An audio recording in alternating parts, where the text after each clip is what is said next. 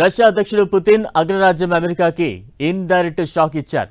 తమతో తలపడుతోన్న యుక్రెయిన్కి శాటిలైట్ల ద్వారా అమెరికా సాయపడుతుండగా ఆ ఉపగ్రహ వ్యవస్థని జామ్ చేసే ఒక కొత్త వ్యవస్థని రంగంలోకి దింపారు.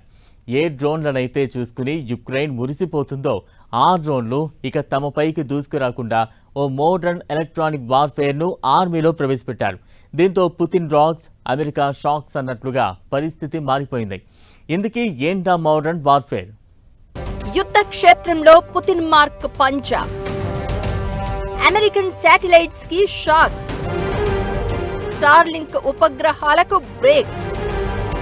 ఫైనల్ గా Vladimir Putin rocks, America shock. Ukraine కీలకమైన ఇంటర్నెట్ పని చేయకుండా వ్యూహం. యుక్రెయిన్ డ్రోన్ అటాక్స్ కి రష్యా మార్క్ చెక్. ఆధునిక యుద్ధ తంత్రాల్లో అమెరికా రష్యా మధ్య గతంలో ఎప్పుడో ఓ పెద్ద స్టార్ వార్ నడిచింది. ఇప్పుడు యుక్రెయిన్ పై రష్యా చేస్తున్న యుద్ధంలో మోడర్న్ వార్ఫేర్ కీలక పాత్ర పోషిస్తోంది. ఈ క్రమంలో యుక్రెయిన్ వాడే డ్రోన్లతో రష్యా చికాకు పడుతూ ఉండగా వాటికి సాయం అందిస్తోంది American based Starlink satellite systems. Starlink పంపే ఇంటర్నెట్ ద్వారా యుక్రెయిన్ తన డ్రోన్లను ఏమాత్రం గురి తప్పకుండా రష్యాలోని నగరాలపై కూడా దాడులు చేస్తోంది. ఈ విధ్వంసాన్ని రష్యా ఎలా ఎదుర్కొంటుందో అని ఆసక్తిగా గమనిస్తున్న వారికి పుతిన్ పెద్ద షాకే ఇచ్చారు. తమ సరికొత్త ఎలక్ట్రానిక్ వార్ఫేర్ సిస్టమ్ వాల్నా కుపోల్ గ్యారెంటీని రంగంలోకి దింపారు. ఇది నేరుగా కక్షలో ఉన్న స్టార్లింక్ ఉపగ్రహాలను లక్ష్యంగా చేసుకుంటుంది.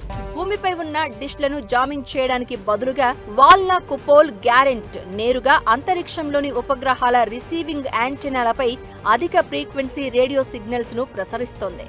ఈ సింగిల్ సిస్టమ్ ద్వారా దాదాపు 20 చదరపు కిలోమీటర్ల పరిధిలో స్టార్లింక్ కనెక్షన్లను తాత్కాలికంగా నిలిపివేయవచ్చు.